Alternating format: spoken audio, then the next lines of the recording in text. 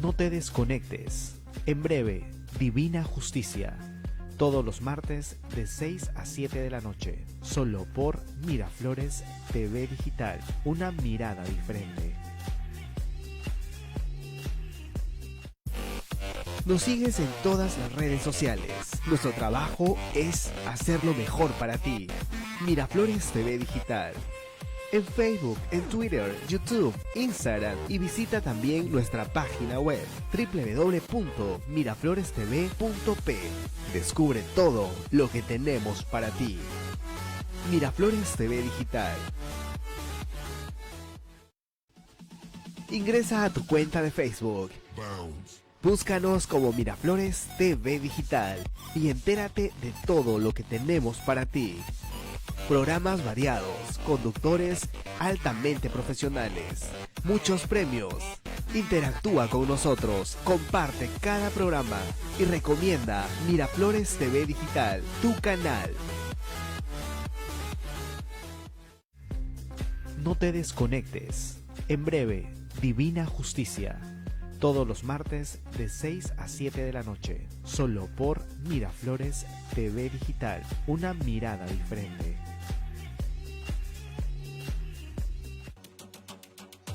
Búscanos en todas nuestras redes sociales como Miraflores TV Digital. Facebook, Instagram, YouTube, Twitter. Y visita nuestra página web www.miraflorestv.p y entérate de todo lo que tenemos para ti.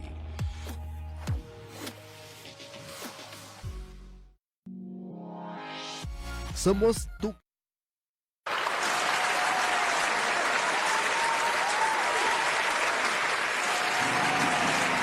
Hola, ¿qué tal? Estamos en Divina Justicia. No sé por qué, pero me parece que hay mucho ruido. Creo que hay que cerrar la ventana porque escucho motos, escucho de todo. ¿Ustedes cómo nos escuchan? ¿Bien? Si nos escuchan bien, digan así y ya está. Porque la verdad que yo escucho de todo. Motos, absolutamente de todo. ¿Sigo? Ya, ok. Bueno, ya saben que estamos en Divina Justicia, en Miraflores TV Digital, el programa más conocido y mejor de Miraflores TV Digital, como siempre. Bueno, síguenos en nuestras redes sociales, sé parte de nosotros. En Facebook, Miraflores TV Digital, Twitter, @Miraflores TV 82. Dale, que nadie me dice por qué 82. Instagram, Miraflores TV Digital y WhatsApp 967-231-109. Por ahí también nos pueden comunicar y llamar al aire cualquier consulta sobre el tema que vamos a tratar hoy día o sobre cualquier aspecto legal que tengan. De hoy en adelante, todos los martes, vamos a tocar un poquito de lo que es el referéndum. Para que ustedes el día 8 puedan votar a conciencia y no se dejen llevar por las propagandas y los memes y qué sé yo.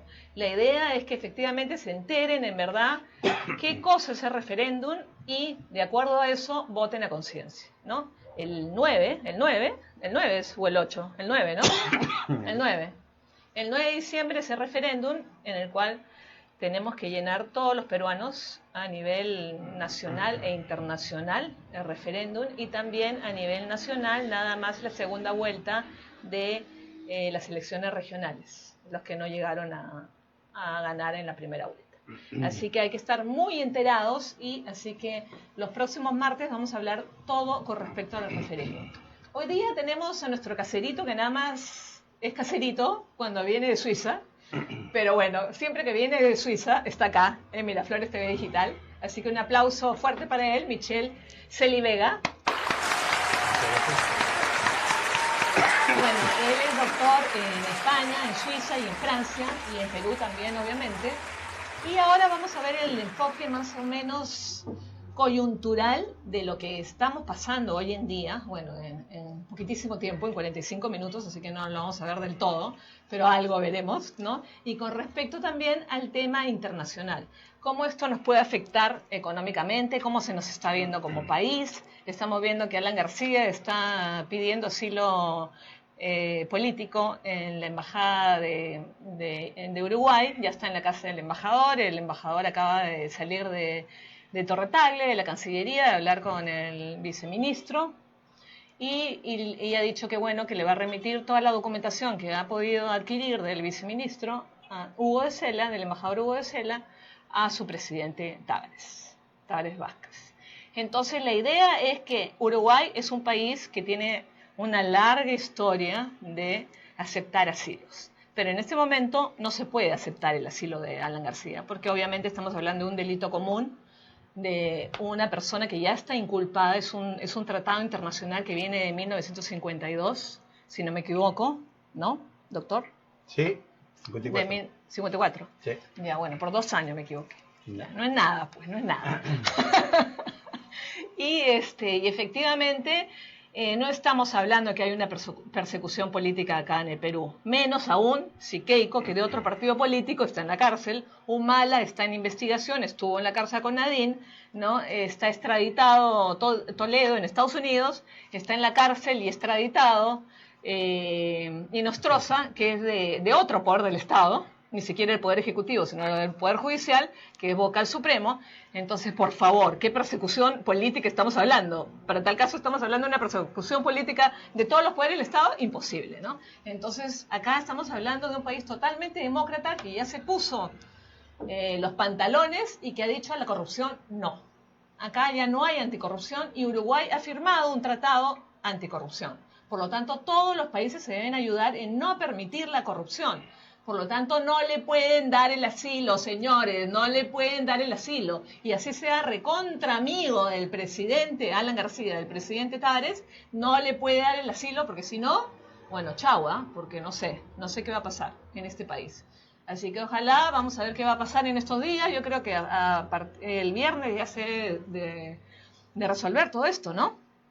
Yo creo que no hay plazo, como dicen las autoridades. Sí, no hay plazo, pero igual tampoco la pueden hacer tan larga, ¿no? Porque nosotros nos vamos a ir encima. Mira todas las cosas que estamos viendo en una zona que no está acostumbrada a tener nada, ¿no? Piquetes, yo iba a decir, piquetes se dice en Argentina, bueno, acá se dice motines, qué sé yo. Pero bueno, no se puede dar esas cosas.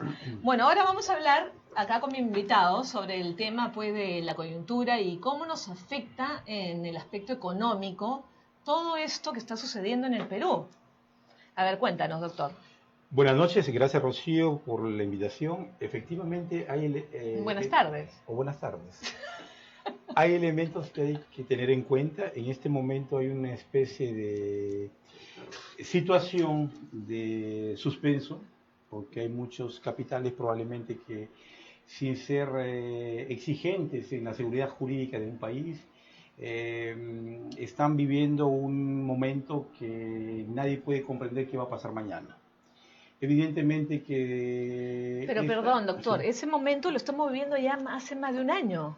Efectivamente, hace más de un año y probablemente continúe. Claro. Lo que pasa es que los poderes del Estado que se suponen permiten controlar los agentes económicos, de una manera han perdido el control.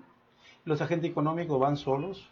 En el Perú por lo menos no hay una crisis como ha habido en la época que había el controlismo, en el momento que había devaluaciones, porque la devaluación... ¿En que del primer gobierno de Alan García? Exactamente. Ajá. ¿Por qué? Porque la economía ha evolucionado mucho. Hoy día no hablamos solamente del tipo de cambio, hablamos evidentemente de muchos otros elementos, como por ejemplo el intercambio internacional. Hoy, en este momento, la economía mundial, de una manera u otra, acepta los productos peruanos y los servicios que vienen al Perú también continúan sin tener un tipo de trabas que podría darse cuando hay controles del Estado. Pero eso es la parte, si usted quiere, de expectativa. Evidentemente que es una situación incierta para todo el mundo, incierta para los profesores universitarios, incierta para los inversionistas, incierta para la misma población que no sabe qué es lo que va a pasar. Incierta para los políticos, incierta para los abogados. Exactamente, porque no sabemos si mañana o más tarde saliendo de el programa, por el hecho de decir algunas cosas que puedan afectar el sentimiento, la sensibilidad de algunas personas, puedan uno verse comprometido de una manera u otra a pagar las consecuencias de esa interpretación. No, este es un país democrático. Yo creo que la democracia no pasa por ahí. tiene un límite y como lo que estamos viendo ahora, por ejemplo, es algo patético porque la historia de todos los expresidentes que en este momento tienen algún tipo de procedimiento o están en investigación es efectivamente diferente de un presidente al otro o de un candidato presidencial al otro. Vemos, por ejemplo, el caso de Toledo, vemos el caso de Alberto Fujimori, vemos el caso de Ollantumala y hoy día vemos el caso de Alan García. Sí, en términos Pero jurídicos, hay algo en común. Efectivamente. Claro, en común es que todo La corrupción. Claro, que todo presidente que pasa los 5 años en el gobierno, evidentemente arrastra esa lacra que es evidente, existe en todos los países, pero en el Perú es bastante particular en la medida que hablamos de fortunas colosales en las cuales han permitido al sector del aparato del Estado de enriquecerse fácilmente. Y una situación que es algo particular, ¿o sí? Veamos la parte de lo que ha sido la composición o la descomposición del poder legislativo. A mí me llama mucho la atención porque normalmente el poder legislativo era el poder probablemente el que se suponía representaba el promedio del conocimiento de los sentimientos, de los valores de la mayoría en un país. Vemos un parlamento que bueno, totalmente desacuerdo, totalmente acá en el Perú no es así. Siguiendo las directivas de algún líder. Vean, por ejemplo, la comisión Lavajato, que de una manera u otra no entra a analizar la implicancia de Keiko Fujimori y de Alan García en los manejos de la economía o del Estado durante los años que han pasado, y sin embargo el fiscal demuestra que hay algún tipo de relación en términos de corrupción, y esa corrupción que puede ser pasajera. Yo creo que hay que tener en cuenta que estamos viviendo un momento que va a permitir salir de esta parte que es muy problemática para todos los partidos políticos, para todas las instituciones. Y ahora le hago una pregunta. ¿Usted cree de que si el fiscal Domingo Sánchez, Pérez Sánchez, ¿no? Domingo Pérez Sánchez, ¿no? Yeah. Allí estuvo mal y dijo, bueno, vamos a darle imposibilidad de salida del país y ha debido de darle mejor una prisión preventiva, como se la dio a Keiko y a todos los demás? ¿Por qué hizo eso? Yo pienso que hay que respetar en primer lugar el procedimiento establecido en los códigos de procedimiento. Es cierto que a veces hay precipitaciones en tomar una medida por parte de la autoridad, y justamente esas precipitaciones originan que el proceso que debería darse en todo equilibrio de armas, como se dice, de respetar el principio de derecho de procedimiento, automáticamente el procedimiento se traiga abajo. Yo creo que la precipitación, y esta es una crítica que tienen que hacer sobre todo el Ministerio Público, es muy probable cuando ustedes escuchan que el presidente Alan García tiene varios procedimientos, ha acudido a las audiencias durante muchos meses y que a cierto momento no exista una acusación fiscal, efectivamente causa preocupación porque no podemos permitir a alguien que hoy día se siente perseguido político, y tiene razón de decirlo. O sea, no es porque la política lo persiga, sino que él trata de encontrar un argumento que de una manera justifique que el comportamiento de la autoridad que se supone investiga no ha investigado en buena y debida forma. O sea, con los límites. Usted está hablando de manera objetiva. Exactamente. No de manera subjetiva. No, exactamente. Lo que hay que ver es efectivamente lo que pasa en un procedimiento. De repente la prensa de una tendencia ideológica va a permitir inducir la interpretación de la mayoría de los peruanos diciendo hay que condenarlo porque fue un bárbaro, porque mató a policías. Él mismo ha dicho en declaraciones ante la prensa de que él no tiene ningún problema y que se allana al impedimento de salida del país. Él se ha allanado en la misma audiencia, en el mismo proceso. Entonces, ¿qué cosa significa? Que después se allanó, pero en la noche lo pensó bien y ¡pum! Se metió Sí, a Uruguay. Obviamente eso estaba conversado, planeado y totalmente pues pensado. Yo pienso nadie, que... O sea, no nos van a hacer los cholitos, como decimos, ¿no? O sea, Ahora, no pueden hacer de que, bueno, no, se le ocurrió en ese momento, como dice el abogado, ¿no? De que, bueno, lo que pasa es que suspendieron una audiencia, después suspendieron otra, entonces como ya le habían dicho cómo iba a ir el correr de los hechos y se daba tal cual, ¿no? Entonces dijo, no, me asilo porque es una persecución política. O sea, eso no se lo cree nadie. Sí, pero hay criterios probablemente que hay que tener en cuenta. Menciono de repente 2 o 3. A ver. El primero es la actuación de las autoridades de investigación. En primer lugar, si una autoridad... O sea, que usted piensa que la Fiscalía ha actuado mal. No, yo pienso que la Fiscalía probablemente ha intervenido delante de la prensa a dar opiniones que no debía haberlas dado. En primer lugar, decir... ¿Y el juez Carguancho? Vamos a empezar hoy día a investigar verdaderamente al señor Alan García. Bueno, lo dijo. Lo dicho. Entonces, eso genera una inestabilidad mismo si no tiene un fundamento teórico, una base real existente. No, es que recién estaba empezando. Sí, lo que quiero decir es que ese tipo de comentarios ya involucra una cierta debilidad del órgano que debe conducir el procedimiento de investigación. Ese es el primer punto. Segundo punto.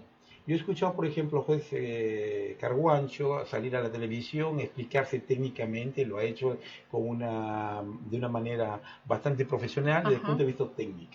Cuando habían preguntas que más o menos lo llevaban a dar su opinión personal, evidentemente que él ha podido sortear ese momento para no responderla. Y es lógico.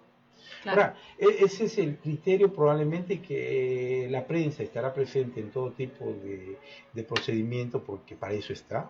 Ahora, hay que saber cómo la prensa interpreta ese tipo de comportamiento. Yo en un momento he seguido parte del juicio, por ejemplo, de la demanda de detención preventiva, el caso de Keiko Fujimori, y efectivamente hay comportamientos que a mí me llaman mucho la atención. ¿Cómo cuál? Sobre todo, yo escucho el comportamiento del abogado que era defensor de 3 partes.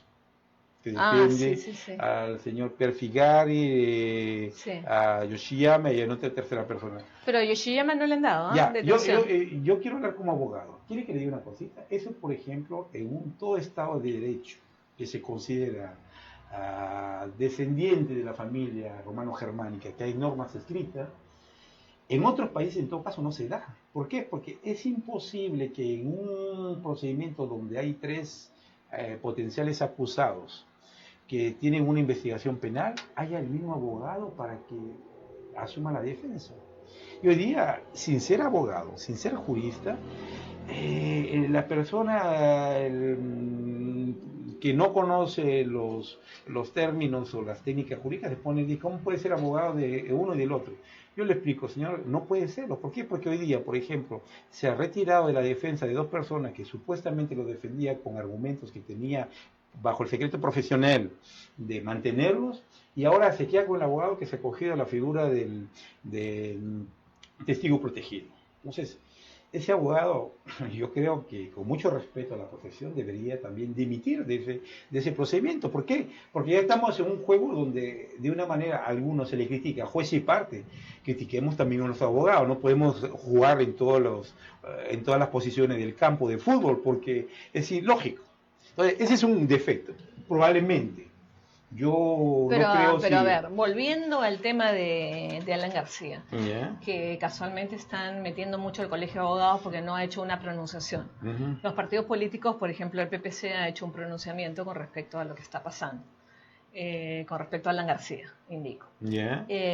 Pero el CAL no, el Colegio de Abogados no, lo cual estamos esperando, doctora Portocarrero, estamos esperando, ¿no? Entonces, efectivamente, porque nosotros somos los que tenemos que hacer, ¿no?, el pronunciamiento, es decir, los abogados, porque somos los que sabemos, ¿no?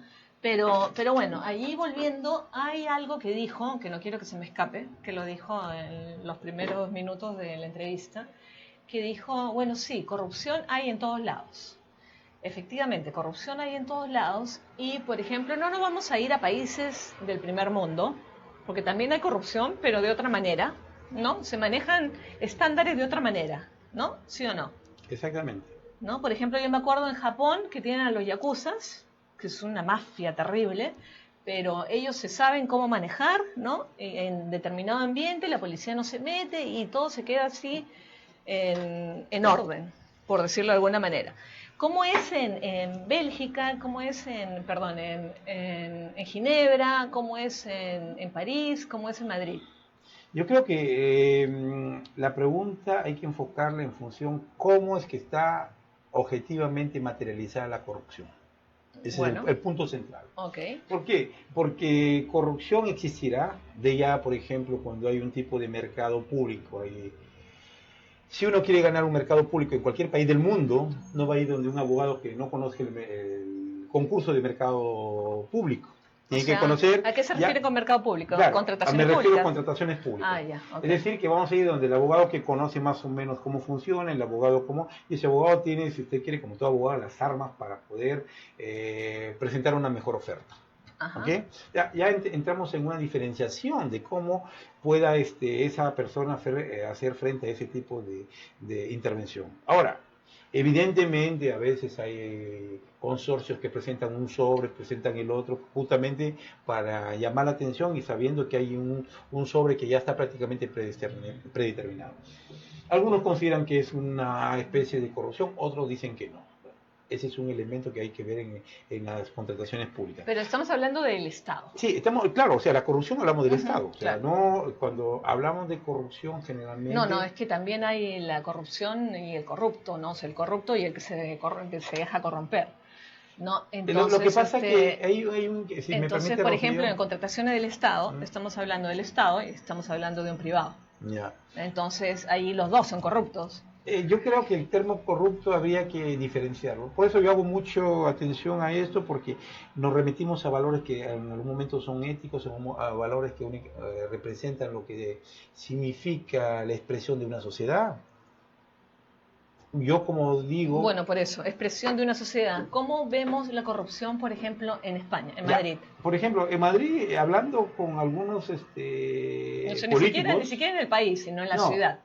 En Madrid, en la capital. Mire, hay muchas cosas que se dejan pasar. Yo hablo siempre de un caso muy evidente, que es visible, y que es, por ejemplo, las defraudaciones fiscales. Cuando hablo de defraudaciones fiscales, es grave. Claro. Y cuando hablamos del déficit, la deuda fiscal que tienen los clubes, el Real Madrid, el Barcelona, que son grandes, claro, y que ningún gobierno, ningún primer ministro, ningún ministro de Economía ataque ese problema, es porque el día que lo ataquen, ese día habrá crisis en toda España. ¿Por qué? Porque el fútbol es popular, porque controla las masas y porque simplemente permite que los juegos políticos continúen a hacerse. Sin embargo, cogen a un jugador Messi o a un otro para sancionarlo y ahí queda. Pero la corrupción, que es esa defraudación fiscal que el club, o en tanto que el club no paga, se deja pasar. Ese es un mecanismo de corrupción que se ve en todo caso en España. Ahora, una corrupción netamente de alguno de los poderes del Estado. Mire, puedo hablar del caso francés. El caso francés al presidente Chirac se le acusó, y hay procedimientos todavía en curso con todo lo que representa su partido, se le acusó de haber pagado muchos servicios, de haber hecho compras pagando en efectivo. Ahora, qué raro, ¿no? Y también de crear puestos ficticios. ¿Pagando qué? ¿En efectivo? Sí, en efectivo, en euros. Evidentemente, si estamos en el Perú, hoy día alguien quiere comprar un bien inmobiliario por un monto determinado, tiene que declarar hacer su declaración. Pero el presidente de la República Francesa... ante el notario te dicen, ¿no? Bueno, ¿de dónde vino el dinero? Ahora, todos esos procedimientos que nosotros consideramos que son controlistas, establecidos por el Estado, existen para algunos, no para todos. Entonces, la creación de empleo ficticio... Pero a ver, ¿son controlistas o es correcto? Son controlistas para la gran mayoría que dicen que son elegidos para controlar. Me explico.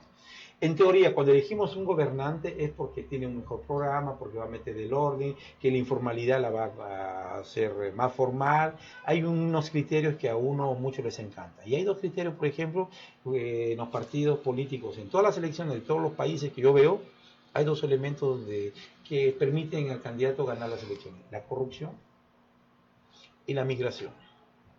Usted le da el discurso a esos dos temas y ganan las elecciones. Poco importa si van a hacer algo. ¿Por qué? Porque ahorita la migración en Europa es un problema para todos los países. Ninguno quiere recibir un barco que llega con migrantes del África, y entre la Unión Europea, la libertad democrática y el respeto a los derechos humanos, finalmente cada día llegan más barcos. Es el primer punto. Segundo punto es la corrupción. Está, por ejemplo, los presidentes, tanto de derecha como izquierda, que se acusan entre ellos de empleos ficticios en el Parlamento Europeo. Entonces, todo el mundo está metido en la misma salsa, todo el mundo es como... me preguntaba un amigo... ¿cuál es la diferencia entre un partido y el otro en Estados Unidos? Le digo... ¿Entre el demócrata y el republicano? Demócrata y el republicano. Yo le digo, mira, es como la Coca-Cola y la Pepsi-Cola. Los dos son negros, los dos son bebidas y son populares. Entonces, no hay ninguna diferencia. Qué es buena. Exactamente el mismo ejemplo que hay que tener en cuenta para Europa, porque Europa hablamos Bueno, pero eso es mentira, ¿no? Porque tienen diferente ideología. Evidentemente, o sea, ese es lo que se dice la caparazón, es como la tortuga que usted tiene en casas que son gemelas, a uno las pinta de rojo y al otro lo pone de blanco. Entonces dice, esta es la blanca porque vemos, por ejemplo, el caso de la historia del fútbol peruano, podemos hablar muchas cosas sobre la cuestión sociológica. Ustedes se remiten a la historia del universitario, de deporte y Alianza Lima, dicen el blanco, crema. Ah, claro, y el negro. Y el negro que viene a jugar y sí, siempre sí. ha sido el gran clásico. O sea, hoy día todo el mundo sigue el gran clásico, pero hay muchas personas que no saben por qué es el gran clásico.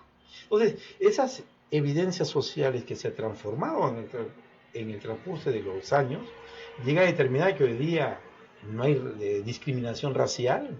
Los dos pueden ser corruptos o los dos pueden ser honestos. Como hoy día, por ejemplo, es muy común ver mujeres en puestos políticos, dirigentes de empresas. Perdón. Pero también muy llegamos común, a la misma dificultad. Muy común ¿en dónde? Acá en Perú, ¿no? No, yo creo que va a llegar. Va a llegar. Ya tenemos una candidata que por lo menos ha intentado llegar a su manera. ¿Cuál? Una que probablemente confundió ser candidata pensando estando presidente porque dominaba todo el Parlamento sin tener oficialmente una figura presidencial, pero lamentablemente es una regla de juego. Simplemente para mencionar que estamos en una sociedad que está transformada por los cambios, en primer lugar, internos a cada país y transformada por las interrelaciones con los otros países. Yo le digo sinceramente, hoy día en el Perú tenemos... Obviamente, estamos en un país globalizado, o sea, en un mundo globalizado, claro, ¿no? Entonces todo nos afecta a todos. Exactamente. Pero ahora también vuelvo a insistir con la misma pregunta, ¿no? En cuanto a la corrupción. La corrupción hay en todos lados. A mí, por ejemplo, sin irnos muy lejos, Argentina. ¿Ya? A mí me dicen que en Argentina nosotros somos bebés de pecho, a comparación de la corrupción que hay en Argentina.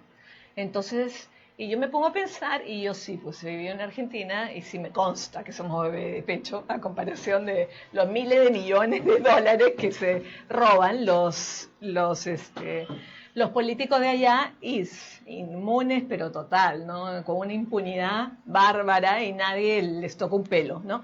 Entonces, acá sí se está dando un cambio en el cual, bueno, tenemos a la mayoría de presidentes investigados, por lo menos, si no están en la cárcel, ¿no? O si no están con procesos de extradición. Entonces, uno dice, bueno, a mí me parece bien, a mí me parece correcto, el que hace algo malo, bueno, tiene que ir a la cárcel. Me parece correcto. Ahora, entre todas estas personas, volvemos al caso de Alan García, entre todas estas personas, Alan García, ¿cuál es el fundamento o argumento que puede inventar para decir que esto es una persecución política? Bueno, Rocío, yo quisiera responderte con tres premisas. ¿Por qué hoy día se ataca a Alan García? Yo no soy aprista, no lo defiendo. Simplemente porque... No, nadie lo está atacando, simplemente le tocaba a la audiencia y bueno, y en la audiencia le dijeron yo lo que quiero decir, que era impedimento de salida del país, que a mí me pareció muy suave. ¿Eh? No, ¿por qué antes no se le atacaba sabiendo que habían las mismas pruebas o probablemente más? Es el primer elemento que hay que tener en cuenta, que la generación que protegía a Alan García no existe ahora. Ajá. Todos los viejos tiburones... Pero acuérdate que Alan García ya fue asilado, ya le condonaron la pena, ya tuvo una amnistía y ya volvió a regresar. Por eso, lo que quería terminar... No, hizo su segundo gobierno. No, lo que quería... Ahora lo están castigando por el segundo gobierno. Claro, lo que yo quería indicar de que hoy día Alan García hace frente a autoridades que han sido probablemente, que han vivido durante los tiempos que él ha tenido una intervención política muy marcada y que hoy día De otro lado, las personas que formaban la cúpula prista ya no existe porque se han muerto. La red de corrupción que controlaba ya no lo controla. Los Entonces, búfalos. ese es el primer punto. Segundo punto es que las cosas han cambiado a nivel interno. O sea, los partidos políticos hoy día ya no son los partidos de antes. Hoy día ya se lo vemos en el Parlamento.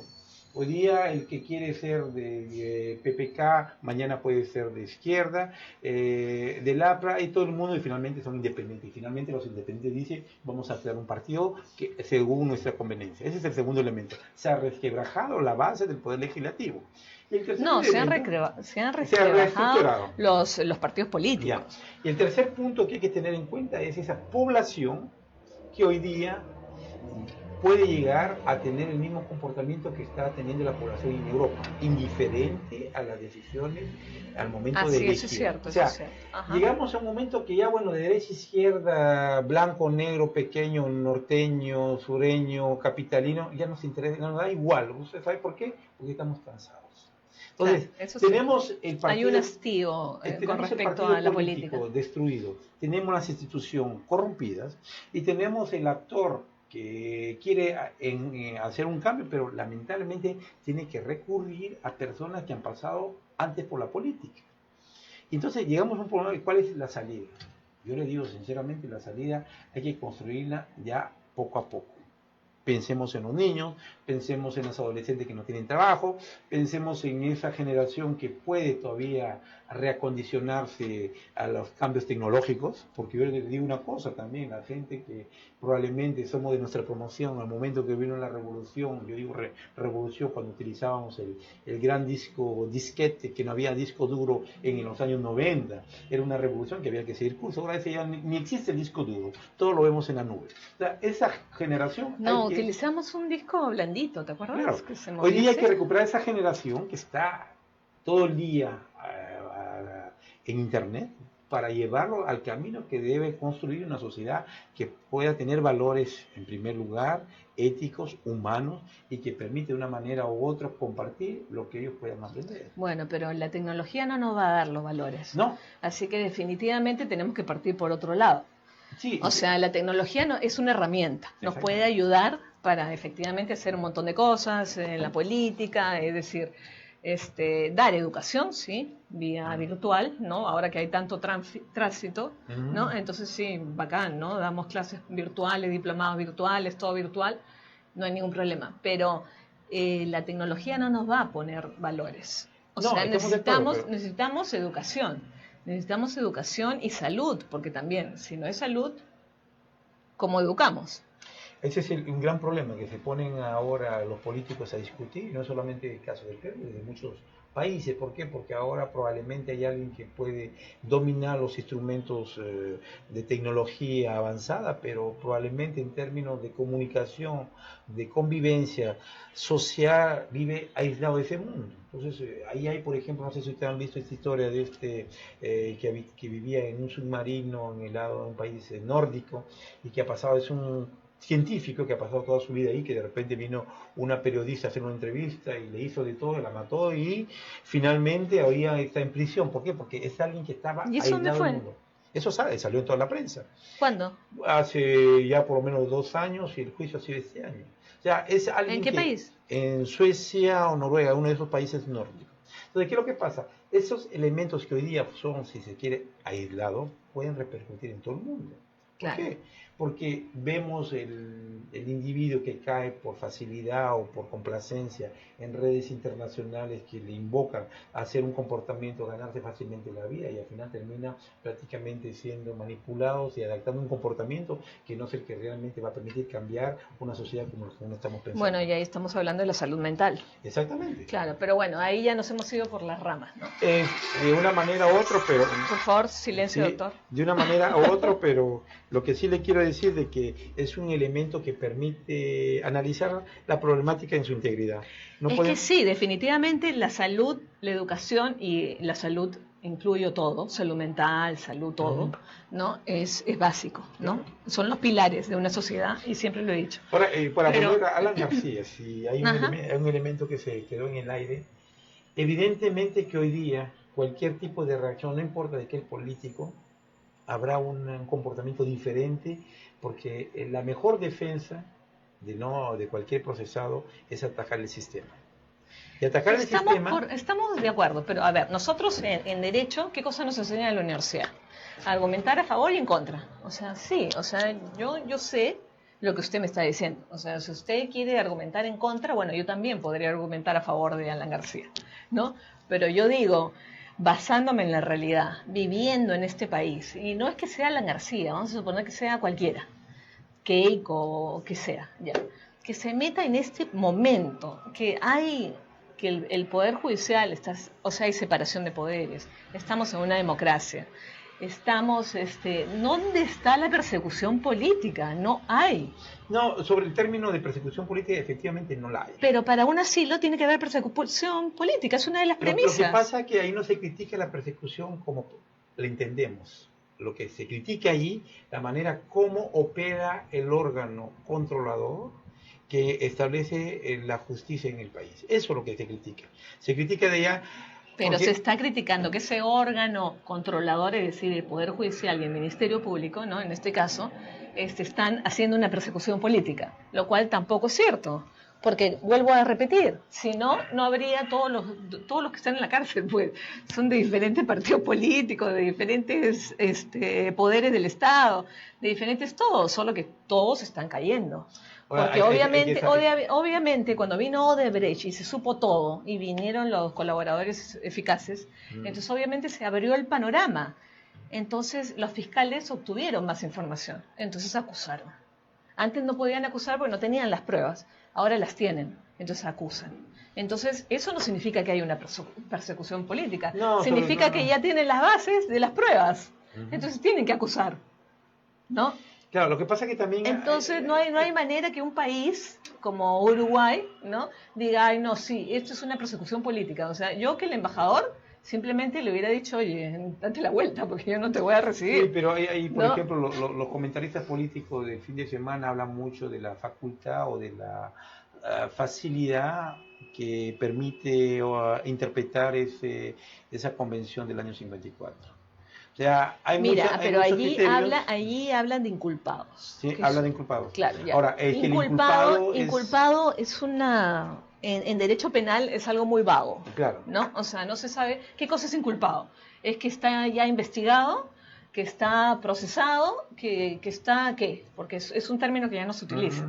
Entonces, obviamente, inculpado puede ser que esté investigado. Y Alan García está investigado. Podría ser una interpretación. Y está investigado de un delito común, no está investigado de un delito político. No, sobre el tipo de delito estamos de acuerdo. Sobre la posición en el procedimiento penal está la duda, porque de procedimiento posiblemente termine en jurisdicciones internacionales, que va a terminar en una interpretación. No, pero eso es en caso de que le den el asilo. La tendencia va hacia ese lugar. En el sentido de que no es ni siquiera por proteger a Alan García, simplemente es por el hecho de ver cómo hay un posicionamiento de un país para efectos de hacer un poco llamar la atención. ¿Usted cree que le van a dar el asilo? Mire, yo tomo el caso del Ecuador. ¿Ya? Assange fue un personaje que tenía mucha información sobre los Estados Unidos y se ha refugiado en la embajada del Ecuador en un país europeo. Ajá, sí. ¿Okay? Hay otra persona también que se... Bueno, el australiano puede, Wilkie, que está en Ecuador. Exactamente. O sea, hay otra persona que ha utilizado la figura del hacker para ponerse en una embajada europea. Y esa persona también ha sido acusada por delitos comunes de orden sexual. Y el país que lo tiene no lo quiere soltar. Como el Ecuador tampoco lo quiere soltar. Y ahora dime una cosa, ¿por qué España, por qué Madrid no aceptó el asilo y lo puso de Inostroza? Es que es otro elemento. O sea, no es lo mismo que el señor Inostroza haya sido, ya con todo el puntuario que tenía, sobre todas las evidencias que puedan darse, de pretender jugar la figura de un refugiado perseguido político. Porque no es político, en primer lugar es técnico. Es como si yo, por ejemplo, como el chofer de un bus... Es un vocal supremo. Sí, pero es dentro de... Es un funcionario público. Sí, pero por todas partes del mundo. No, pero, es un vocal supremo. Pero no es el mismo como el presidente de la República. No nos olvidemos que las convenciones internacionales... Hay una separación de poderes. O sea, ¿sí? ¿quién es el más del Poder Judicial? Sí, pero lo que tenemos que ver son las convenciones internacionales que dan protección a los hombres políticos. Y el señor Inostroza no es político. Es político, No, es no un funcionario público. Sí, pero no es político. Yo político llamo, por ejemplo... O sea que político nada más son los congresistas y los presidentes. Los que son elegidos para representar al poder. Punto. Es eso. El técnico, por elección popular. Por elección popular. Esos son los políticos. Esos tienen un programa político, se someten a la legislación política, al orden controlador del político, del OMP en el caso peruano, y esos son los políticos. Bueno, la Contraloría chequea también a todos los... Pero claro, o sea, y el OCMA también chequea a todo el Poder Judicial. La Contraloría controla y la SUNAT nos controla todo el mundo. Pero no somos políticos. No. La Contraloría controla los ingresos de los funcionarios públicos. Exacto. Es decir, el dinero del Estado. Exactamente. Eso es lo que controla la Contraloría. ¿Ya? La SUNAT sí, nos agarra a todos. ¿Ya? Y la OCMA es el organismo de control de la magistratura. ¿Ya? Estamos de acuerdo. Es decir, todos tienen control. Sí, pero para volver al tema, no son políticos. Seamos claros, ya. Político es el que representa un partido político. No es político, claro. No es político, pero de todas maneras, pues es una persona... El problema que tenemos en interpretación jurídica, y eso siempre lo Igual él fue para pedir una extradición. Sí, pero para pedir un refugio. Pero no era político. Bueno, pero ha podido pedir un refugio diplomático, pero no un asilo diplomático. Es exactamente el señor Inostroza, es como si alguien hubiera matado en el Perú y se fue a España y le dijeron, señor, aquí usted está con un procedimiento de orden común y vamos a juzgarlo de esa manera. Eso lo vemos todos los días en Europa. Bueno, pero yo me acuerdo que usted vino hace tres o uno, hace una semana, y hablamos sobre la extradición de Inostroza. Sí. Y dijo que era muy probable que se la negaran, ¿no? ¿Y se la van a negar? Porque es un procedimiento ya dijeron que sí. No. Es más, él ya apeló, ¿sí? Y no le ha salido la apelación. No, pero hay que ver la diferencia. El procedimiento del señor Inostroza es un procedimiento jurídico, claro, por una instancia judicial en España. Correcto. Y tiene que ver todo yo no estoy mezclando las cosas. Político. Yo no estoy mezclando las cosas. Por eso te digo, o sea, pero perdón, es político cuando ahora se ha metido en la embajada uruguaya. Pero cuando ayer estaba en la audiencia y le dieron detención preventiva, no pues. Impedimento de salida, impedimento de salida del país. Es lo mismo que probablemente va a pasar con el fiscal Chávarri. El fiscal Chávarri el próximo lunes lo van a interrogar. Pero ese está recontra amarrado, no se va a ir, pero ni hablar. Es que si partimos del hecho que todo el mundo está amarrado, ¿para qué estudiamos derecho? Yo le digo, yo parto del hecho que el derecho, así, el mejor abogado no es el que gana los juicios todos los días. El mejor abogado es el que, en la gran dificultad que tiene frente al fiscal, frente al juez, puede ganar un juicio o puede imponer su punto de vista. Ese es el mejor abogado. No digamos... No el que gana. No el que gana, porque el que gana para hacer un contrato y ganar las comisiones oficiales y oficiosas que recibe, pero para eso no necesitamos estudiar. También, doctor, hay que ver una cosa. Usted está hablando de otra realidad. Acá, en el Perú, es el país de las maravillas. Puede pasar cualquier cosa. Es Walt Disney. O sea, uno va, tiene todo el derecho del mundo, va, impone su derecho, mete la demanda, hace todo y después todo le dan la vuelta, así, es el mundo al revés. Como me decía un amigo, es el mundo al revés, así que acá eso no hay. Un amigo que me decía, le había interrogado a su hija ¿por qué no eres abogada? Y la hija le había respondido, mira, ¿para qué voy a estudiar abogacía? Si aquí cuando se quiere resolver algo dice cómo es y cuánto es. Entonces, es un resumen cuando queremos, si se quiere asimilar la profesión de abogado a una transacción que acomode a todo el mundo. Es cierto que hay transacciones en el mundo jurídico, pero esas transacciones las hacemos en función de las pretensiones de las partes. Claro, obvio. No es por el hecho de que se llega a una transacción es que uno perdió y el otro ganó. Y no solo la de las pretensiones, porque de la voluntad. A veces es una cuestión también de lógica, de oiga, es mejor tener una pensión alimentaria baja que el señor la va a pagar, que tener una pensión alimentaria alta que nunca la va a pagar. Entonces, veamos lo que quiere. A veces, por ejemplo, la administración fiscal le pone una multa y dice, señor, demuestre que usted no tiene ingresos en el extranjero. Simplemente usted manda los documentos como supuestamente lo interpreta, y le digo que la administración fiscal peruana, no es por de menospreciarla, pero no comprende mucho porque los documentos vienen en otro idioma. De momento que ven que la cuenta sale de un lado. ¿No les pide traducción? ¿Ah? ¿No le piden No, traducción oficial? Porque no es un procedimiento oficial, es un procedimiento administrativo. Es cuando usted va con un documento y le van a pedir una información sobre el documento que presente. Pero hasta los procedimientos administrativos acá piden la Es que traducción. depende. Por ejemplo, en la SUNEDU, cuando tú haces la convalidación de un título del extranjero, sí, pero tienes que pedir convalidado y tanta cosa. Eso ya entramos no solo el convalidado, sino la traducción exacta. No, eso ya llegamos a lo que se llama la Convención de Validación de Títulos en Estado. Esa es otra cosa. No, pero también en todos los procesos administrativos. Por ejemplo, en el Ministerio de Educación, cuando tú has cuando has estudiado en el extranjero, ¿ya? Y quieres entrar a la universidad acá y has estudiado el colegio en el extranjero, tiene que venir en el idioma tienes que traducirlo por traductora oficial. Yo puedo decir sobre ese punto que en lo que estás hablando en este momento tiene una explicación exigida por la ley. ¿Por qué? Para ser reconocido. No te estoy hablando solo de SUNEDU, te estoy hablando también del Ministerio de Educación. Ya, estoy hablando de todos los ministerios en general. El Ministerio de Relaciones Exteriores, cuando mandas algo, tiene que ser traducido al idioma castellano por traductores oficiales. Pero cuando hablamos de cifras bancarias, y ese es un gran problema que probablemente puedan encontrar los fiscales al analizar las cuentas, no necesariamente es el mismo funcionamiento que uno interpreta en el Perú. Yo le digo sinceramente, en el Perú, por ejemplo, es muy fácil. Uno tiene una cuenta bancaria, sabe cuánto ha manipulado en esa cuenta bancaria, no porque haya un testigo que venda la información, sino por el hecho del famoso impuesto a la transacción financiera, que es una pequeña cosa, pero que llega a dejarla atrás. En Europa no existe eso, por ejemplo, en Europa no, usted puede hacer transacciones las que quiera y no hay ese traza que quede en el Perú existe. De repente una transferencia de 5 soles va a quedar una transferencia de $1,000 va a quedar. Entonces ese es el control que de una manera indirecta, ¿de dónde viene? No lo sé, pero hay ese control. Entonces, justificar eso significa aportar documentos como entramos y... Que pueden ser de cualquier idioma.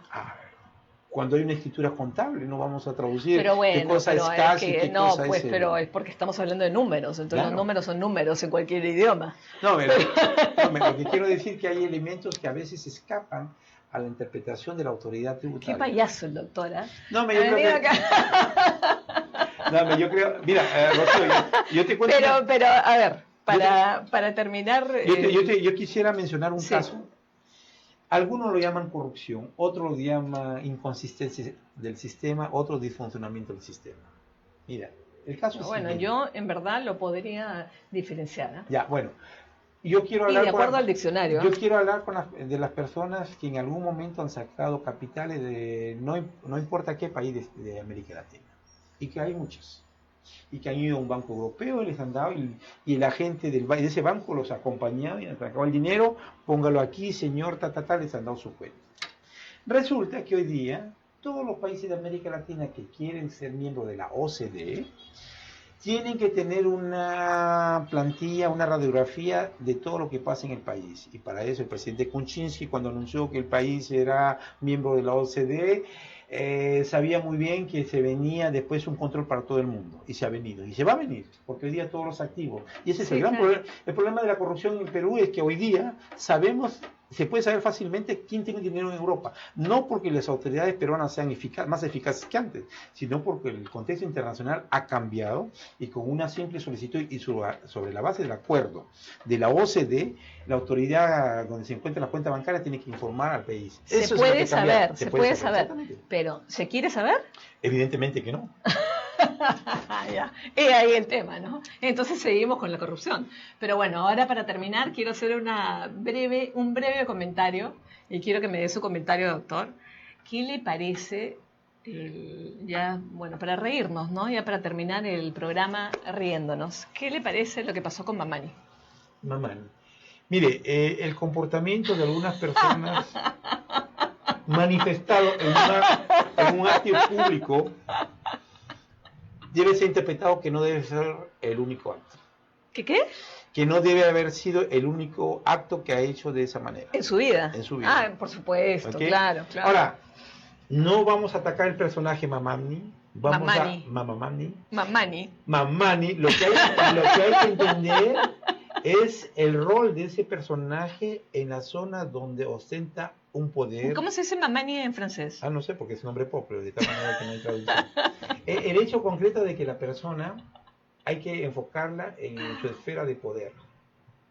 Es como cuando pasa en una empresa. Obviamente, claro. En una empresa el Eso patrón es grave, puede tener claro, a es muchas, muy grave. todas las trabajadoras sus amantes y aceptan que sean sus amantes. Claro, o sea, y tienen allí un salario. el tema es que hay un agravio, o sea, aparte de haber un agravio, hay un, ¿cómo se dice? ¿La palabrita está de penal? Ya una infracción, un arcelamiento, En penal. un comportamiento que realmente va contra lo que significa un No, pero comportamiento normal. el que él tenga el poder ¿Ya?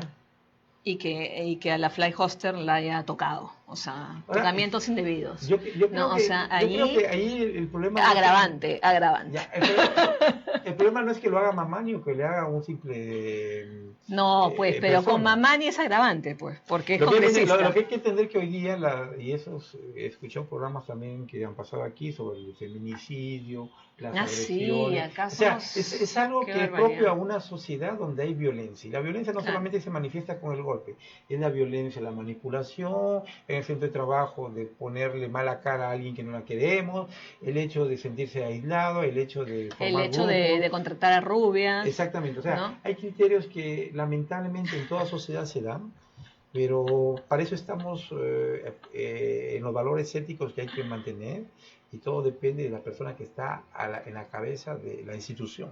Claro. Yo, por ejemplo, si venimos a la parte jurídica, sinceramente el señor Chávez no sé lo que hace ahí. Un hombre que realmente se sabe que es abogado porque ha hecho sus estudios de abogado, Bueno, pero hoy día, por ejemplo, es un fiscal tiene que ser figurativo. abogado. Es como si a mí me dieran el título de astronauta y nunca he ido a la luna. Y todo el mundo me respeta como astronauta y me están llamando porque Pero ya de repente le dije que tiene que cerrar acá. Bueno, doctor, para despedirse de las personas que lo están viendo y ya se va, ¿no? Sí, ya me voy. Lamentablemente tengo que regresar a la rutina antes de Navidad. Ya se va a Ginebra. Hay que pensar que ¿O a cuando dónde? estoy en ¿O a Ginebra, París? me estoy yendo a Ginebra, esperando que reencontrarnos el próximo año. Yo creo que son buenas ocasiones de entrar en contacto con la realidad del Perú. Una realidad que yo la sigo de manera permanente, casi todos los días, no porque me guste el Perú, sino por las innovaciones que aporta el Perú. Muy O sea, bien, muy bien. Tenemos 5 presidentes con 5 procedimientos diferentes. Por ahí alguien ha dicho, escribe un libro. Sí, está Y de buenísimo. repente habrá un libro para cada presidente. Sí. Eso es cierto. No, pero también tenemos cosas buenas. Tenemos, por Yo creo ejemplo, que sí, tenemos la la selección ley- de fútbol, Ay, tenemos no, Pablo no, Correro. estamos hablando de lo jurídico. Perdón. La ley de arbitraje peruana nos llaman de todas partes del mundo, ¿ah? Eso sí, Somos lo máximo. Yo creo que hay Somos una- lo máximo hay- en arbitraje, ¿ah? Hay una, También hay corrupción, pero somos lo máximo.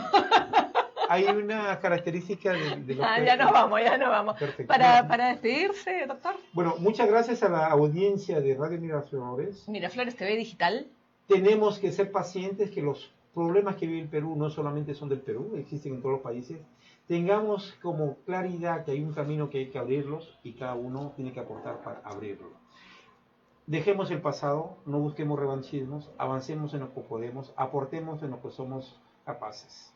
Y tendremos un Perú que probablemente de aquí, dentro de 5 años, todos seamos conscientes y digamos, pasó, tuvo que pasar, y lo olvidamos y estamos en otra etapa. Muchas gracias. Gracias. Bueno, y yo sumándome a las palabras del doctor, también digo que no haya odios, que no hayan rencores, pero que sí se cumpla la ley, ¿no? Y a Mamani, que se cree no sé qué cosa para haber acosado así a una mujer, vamos a suponer que él dice que la rozó, igual es un acoso, igual está mal, ¿no? A la mujer se le respeta y eso ya lo tenemos bien en normas y en leyes acá en el Perú, así que no se puede permitir. Así que acá que la ley se cumpla y que las normas se cumplan porque para eso están hechas. Bueno, nos vemos el próximo martes en su programa favorito Divina Justicia en Miraflores TV Digital con la doctora Rocío Cano Guarinoni. Chao, nos vemos. Adiós. Muchas gracias, Rocío. El próximo martes, referéndum.